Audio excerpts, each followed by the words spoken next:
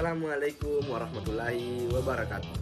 Perkenalkan, nama saya Fadli Surya Ardi dari Universitas Negeri Makassar, Fakultas Teknik, jurusan Pendidikan Teknik Otomotif S1 dengan NIM 200203501002. Pada kesempatan kali ini, saya akan membahas tentang perbedaan Blue Core Yamaha dengan PGM FI Honda.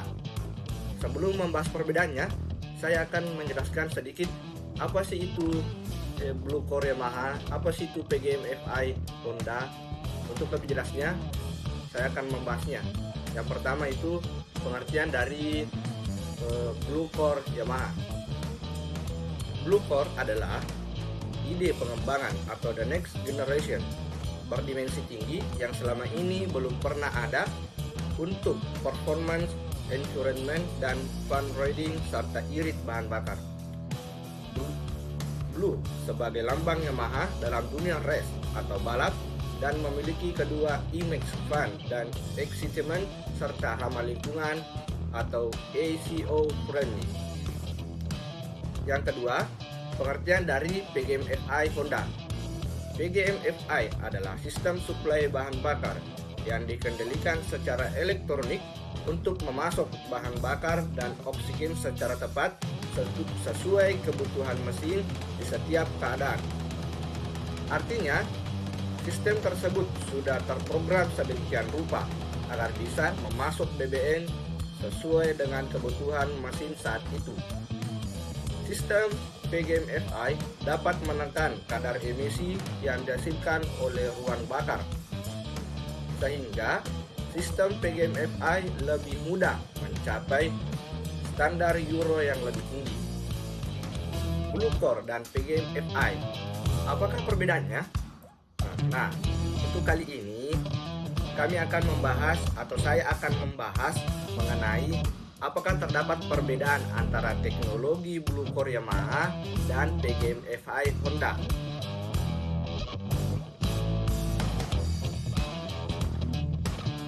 Munculnya produk baru dari Yamaha dengan teknologi Blue Core-nya sering terdengar konsumen sepeda motor menanyakan apakah terdapat perbedaan, keunggulan, kelemahan dan dari masing-masing teknologi tersebut.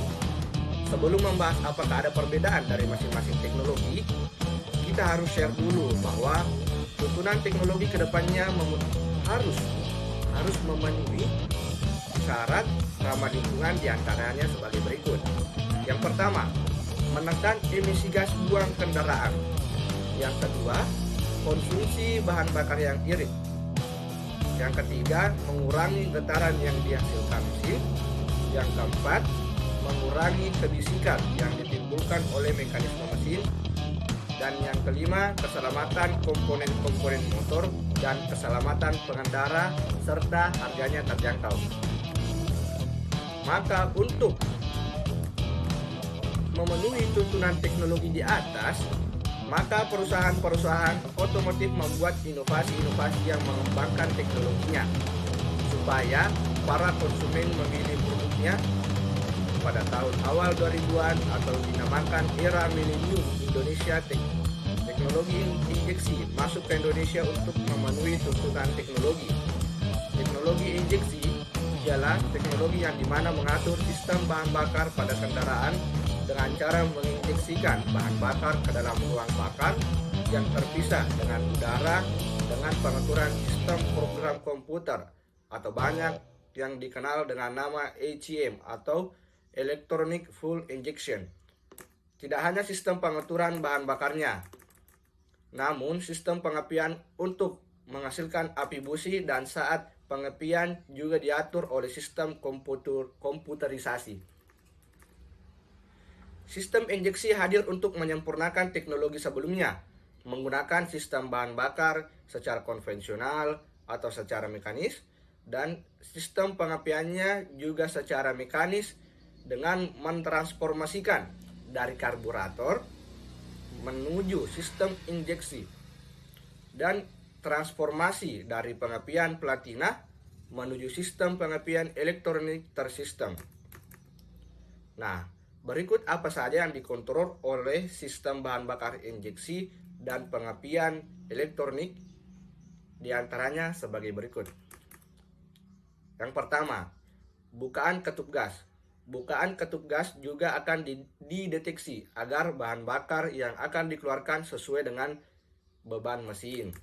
Dan yang kedua, injektor bahan bakar yang berfungsi untuk menyemprotkan bahan bakar pada ruang pembakaran setelah ECU mengirimkan informasi. Katukan mesin juga akan dideteksi apabila mesin dalam keadaan tidak normal dan ECU akan mengambil tindakan untuk memperbaikinya. Maka timbullah pertanyaan, apakah terdapat perbedaan antara teknologi Yamaha dengan Blue Core-nya dengan Honda dengan teknologi PGM-FI-nya? Maka kita semua bisa menjawab, sama. Keduanya sama.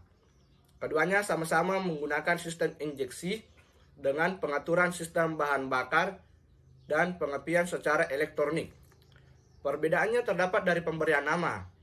Masing-masing tiap teknologi perusahaan agar setiap perusahaan bisa menarik perhatian konsumennya. Ini lebih bagaimana strategi pemasaran dari masing-masing perusahaan.